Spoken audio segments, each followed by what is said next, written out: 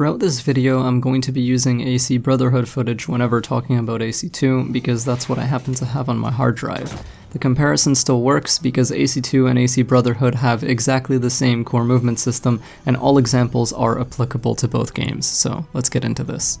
Hey guys, it's Leo K. I wanted to talk about something that I saw on the subreddit recently. So the user Ishan Bell asked, why do we have counterweight puzzles and tombs instead of parkour puzzles in Assassin's Creed Origins? Going on to elaborate, parkour puzzles were what made tombs in Assassin's Creed special. Now, user Professor Dr. Commander Chang, nice name, explained the narrative impetus for this quite well in his comment that I'll link to in the description. But now I want to talk about the mechanical reasoning. It comes down to something very simple that bears some deep examination nonetheless.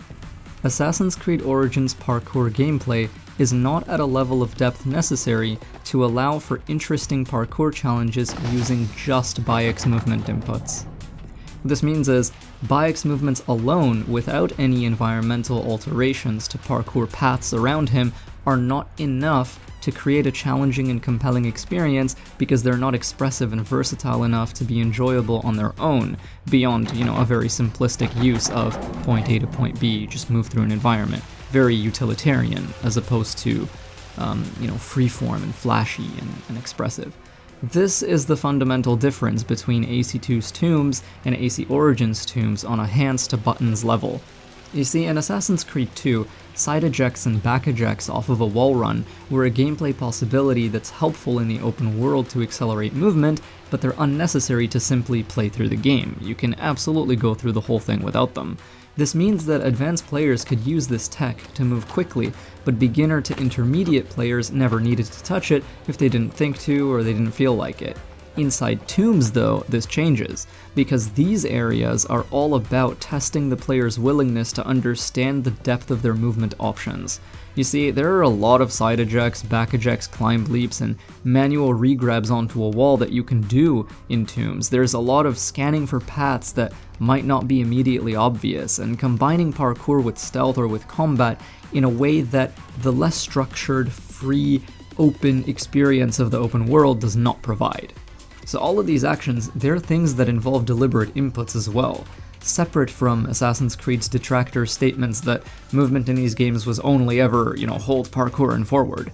Because yes, it could be that, because the games were very accessible, but if you enjoyed exploring the system's intricacies or had a caring friend to teach you up, you could explode outward with possibility and be a wild, twin-clawed eagle soaring over the rooftops of Italy.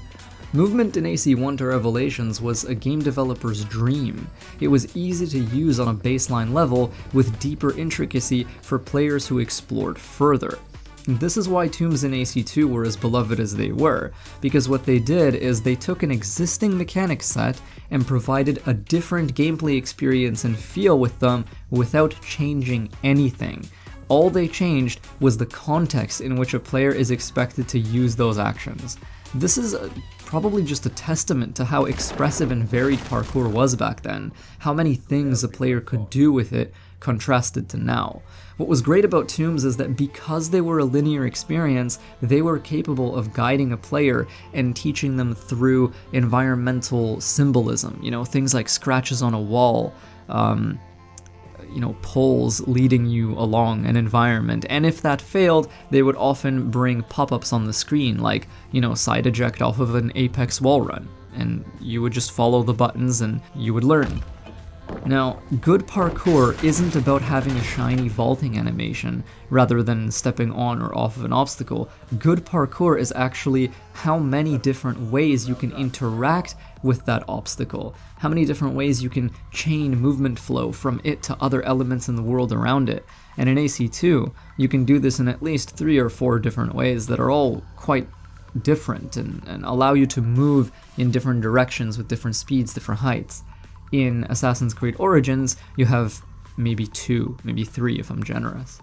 What's really odd to me is that Assassin's Creed Origins' baseline movement system works well for the purpose it was built for, which is simplicity and ease of use, but advanced movements could have been layered on top of it that we don't really need to use if we don't want to, except in those deeper, more curated, more designed contexts.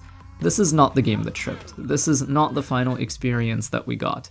I tried to do a back eject off of a wall run apex in AC Origins during one tomb, and it was the only time I ended up using that move in 120 hours of gameplay. That was the moment that I felt a little bit of sorrow, because AC Origins parkour is the most accessible we've had in many games, and they could have layered depth beneath that surface accessibility to make it more enjoyable for all players. Because this is something I think people don't think about too often, but even casual players, quote unquote, do not often remain stuck at the level of play they begin at.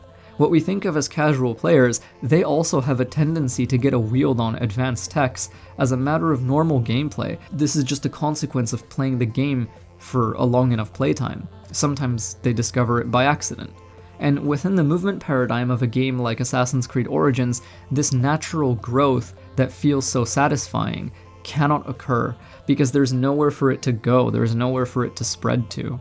The most advanced movement techs in ACO are pushing toward a short drop to do pseudo parkour down, and moving, not jumping, onto close obstacles for Bayek to auto move onto them without a jump input.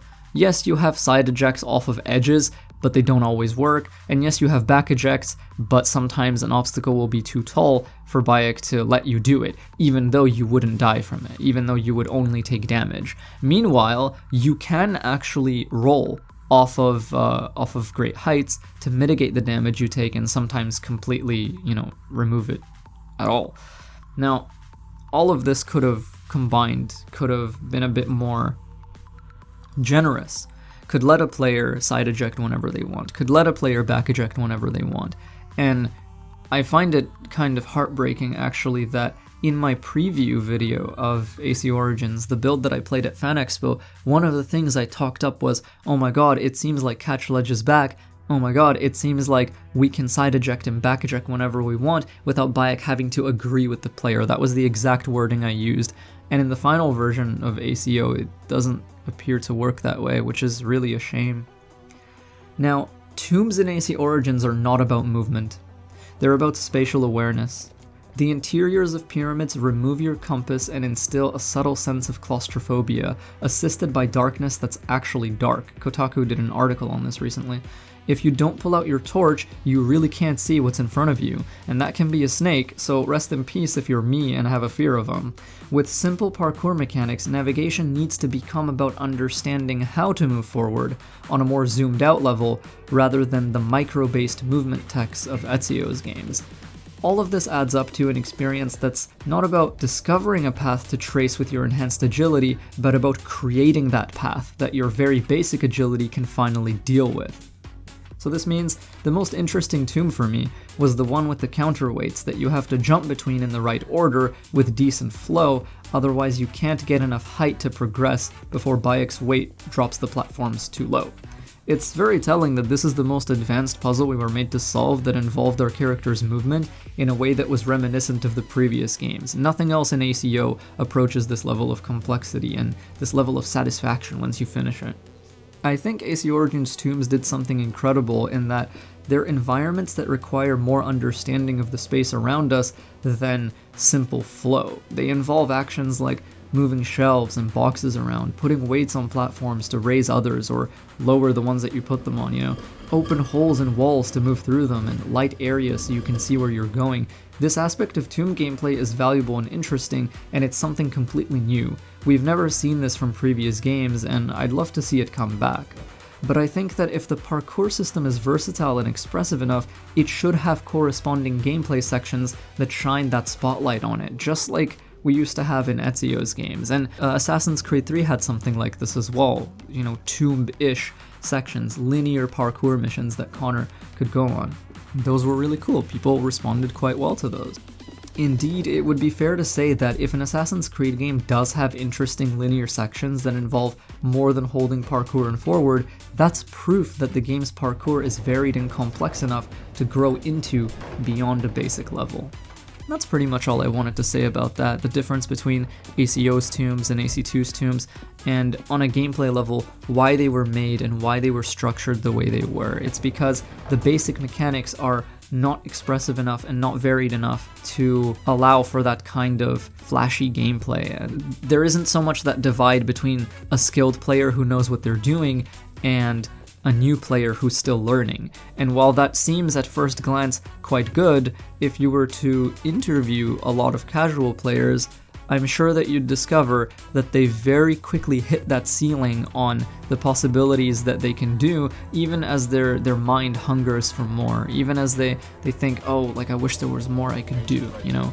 Because with a parkour system like AC Origins, you begin playing that game and it's quite fun for the first several hours, but after that you've pretty much figured everything out, and there's nowhere else for you to go with it. You completely forget about it. It becomes purely utilitarian. It's just kind of there in the background as a tool for you to use without any real, push-pull, without any real tension or conflict or anything that you can use to optimize yourself, because largely your most basic actions are the most optimal you're ever going to get. So thank you so much for checking out this little piece, and I'll see everyone later. Stay sneaky.